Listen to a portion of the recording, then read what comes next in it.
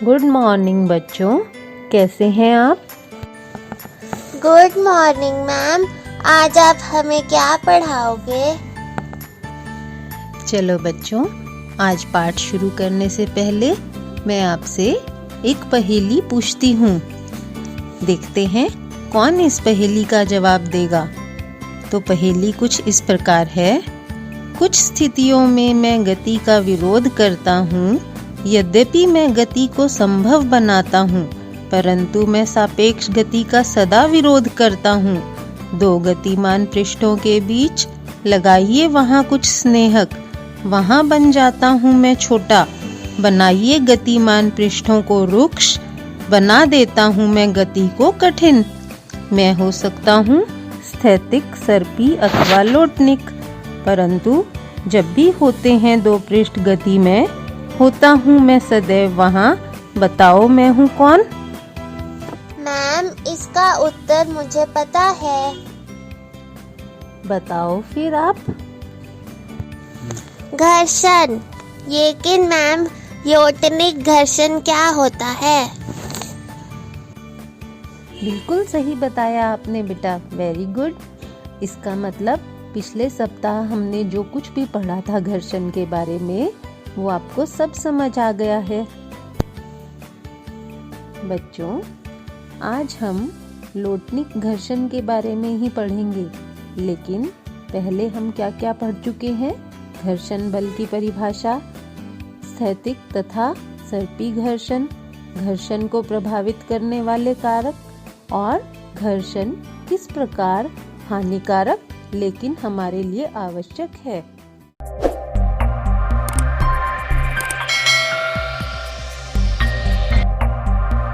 अगला हमारा टॉपिक जो है वो है पहिए जो है घर्षण को कम कर देते हैं। पहिए आपने देखा होगा, अगर किसी भी वाहन में किसी भी चीज में लगा दिए जाएं तो उसे हमें दूसरी सतह पर लुढ़काना या एक स्थान से दूसरे स्थान पर किसी चीज को ले जाना आसान हो जाता है। इसीलिए पहिए का आविष्कार जो है मानव सभ्यता के लिए एक बहुत महत्वपूर्ण आविष्कारों में गिना जाता है। पहिए जो हैं घर्षण को क्या करते हैं? कम कर देते हैं और वस्तुएं जो हैं आसानी से एक सतह पर जो है वो क्या करती हैं? लुढ़कते हुए दूसरे स्थान पर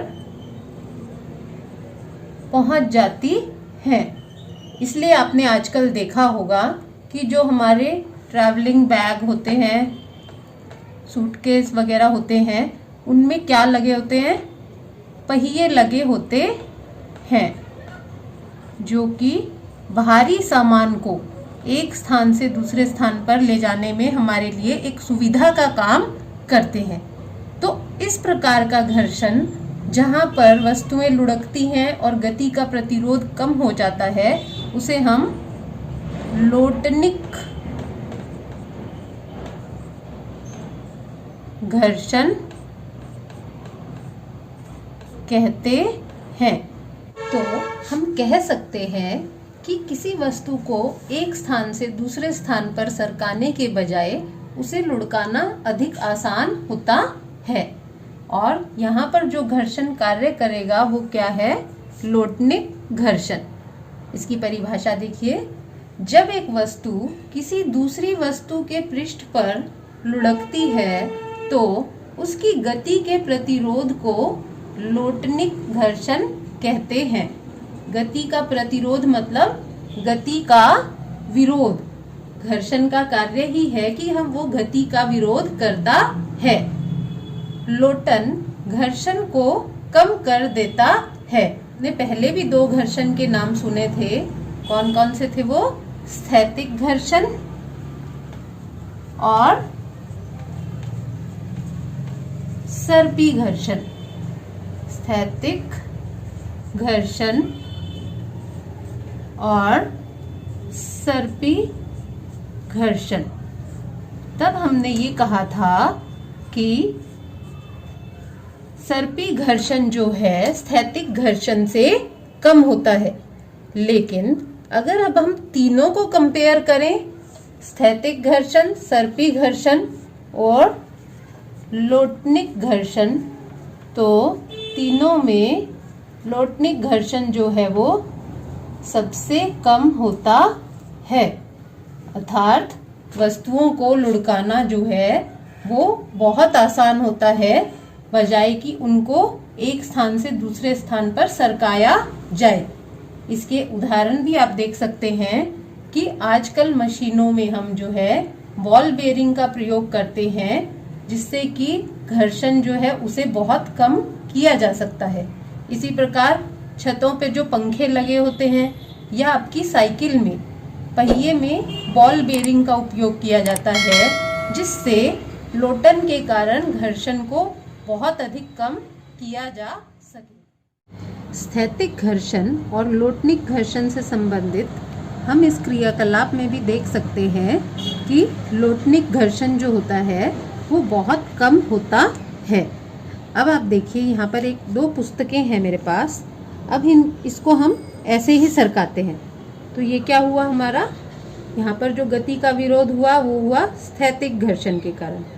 और अब यहाँ पर मेरे पास ये 3 पेन हैं, हम इन पेनों का उपयोग करके एक लोटनिक घर्षण जैसी स्थिति बनाते हैं। इन पेनों को मैंने यहाँ रखा और इसके ऊपर इस पुस्तक को रख दिया। अब ये एक पहिए के जैसे काम करेगा और अब हमने इसको सरकाया तो ये बहुत आसानी से आगे चली गई। तो इसी प्रकार आपने देखा होगा कि बैग में, अटैची में इस तरह के रोलर लगे होते हैं, जिसके कारण वो बहुत आसानी से हम भारी सामान को भी आगे सरका सकते हैं। अगला जो हमारा टॉपिक है वो है तरल घर्षण। यहाँ पर तरल घर्षण से हमारा मतलब है कि वायु तथा जल द्वारा जो घर्षण बल लगाया जाता है उसे हम तरल घर्षण कहते हैं।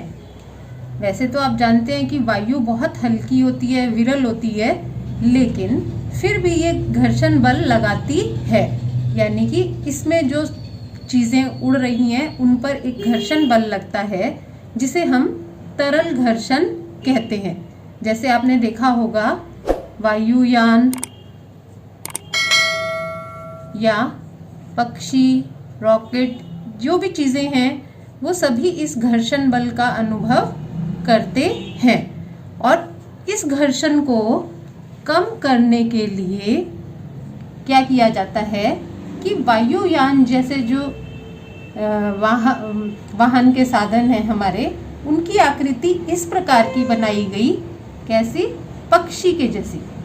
उनकी आकृति जो है एक पक्षी के जैसी होती है। जैसे पक्षी के जो पंख हैं वो इस तरह से खुले हुए होते हैं दोनों साइड, तो वायुयान की आकृति भी कुछ इस प्रकार बनाई गई, जिससे कि वो घर्षण का कम से कम अनुभव करे। और इसी तरह जल में भी जो जलयान होते हैं हमारे, उनकी आकृति जो है वो जल में रहने वाले जीवों के समान बनाई गई। जैसे कि कोई भी नौका होती है उसकी आकृति इस तरह की होती है, यानी उसको इस तरफ से पॉइंटेड रखा जाता है। और कुछ कुछ मछली की आकृति भी इस तरह ही होती है।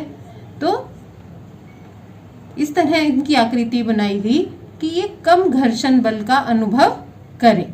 तो तरल में लगने वाला जो घर्षण होता है इसका एक और नाम भी है, उसे हम क्या कहते हैं, कर्षण। से हम कहते हैं कर्षण। और ये इसी शब्द के लिए ही दूसरा नाम है।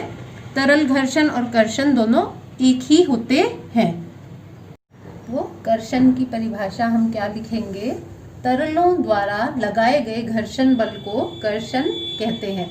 यहाँ मैं आपको दोबारा से बता देती हूँ कि तरल में हम यहाँ पर वायु और जल दोनों को लेते हैं। वैसे हम तरल पदार्थ में हम जल को लेंगे, लेकिन यहाँ पर विज्ञान की भाषा में दोनों के लिए एक ही शब्द प्रयोग किया जाता है, तरल, और इसको द्वारा जो घर्षण बल लगता है उसे हम कर्षण कहते हैं। की अच्छी तरह समझ आ गई है। इसे हम घर पर भी आसानी से करके देखेंगे। ठीक है बच्चों, आप घर पे रह के अच्छी तरह पढ़ाई करें। Stay safe, stay healthy.